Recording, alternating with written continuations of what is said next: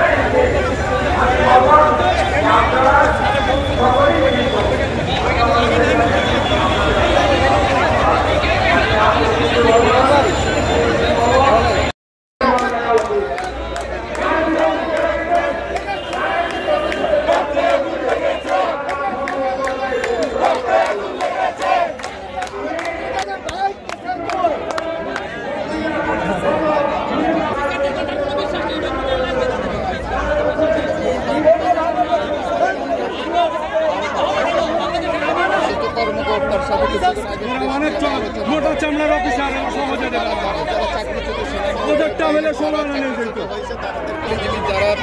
তাদের স্ত্রী এবং সন্তানেরও তারা এই গাড়ির সামনে শুয়ে পড়ে।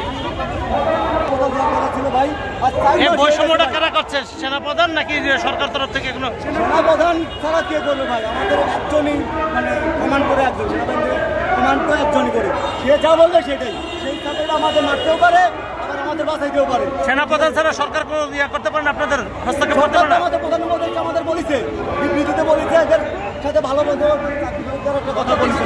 ঠিক আছে, মাননীয় সেনাপ্রধান স্যার প্রধান উপদেষ্টা মহোদয়ের কার্যালয়ে গিয়ে তার যে বর্তমান সমসাময়িক যে বিষয়গুলো উনি তুলে ধরছেন, বিশেষ করে বিভিন্ন সফর এগুলো নিয়ে, এবং আমাদের চাকরিচ্যুত সদস্যদেরকে নিয়ে কথা বলছেন যে এই কার্যক্রম চলমান আছে। হ্যাঁ, ওই কার্যক্রমটা চলমান ছিল। সেন্টারে আমাদেরকে গত মাসে ডাকছিল নিয়ে যার সেন্টারে, তারপরে আমরা সেখানে সই করছিলাম যে আবেদন, মানে এটা একটা সেনাবাহিনীর নিয়ম মোতাবেক একটা আবেদন। আমরা যে পার্সোনালি আবেদন করছিলাম পিডিএফ করে, ওই আবেদনটা না, যার শুধু সেনাপ্রধান বরাবর আমাদের আর্মির লোক যে নির্দিষ্ট আবেদন, এই আবেদন ফর্মে 4 কপিতে আমাদের সিগনেচার নিয়েছিল। ওই সিগনেচার নিয়ে পুরো 1 মাস অতিবাহিত হয়ে চলে গেছে, তারপরে কোনো ইমপ্রুভমেন্ট নাই, কোনো কিছু নাই। লাস্ট আমাদের প্রধান সমন্বয়ক নাইমুর ভাই 15 তারিখ পর্যন্ত একটা সময় বেঁধে দিয়েছিলেন যে 15 তারিখের মধ্যে আপনি আমাদেরকে জানান, কিন্তু 15 তারিখের মধ্যে সেনা ক্যান্টনমেন্টের কোনো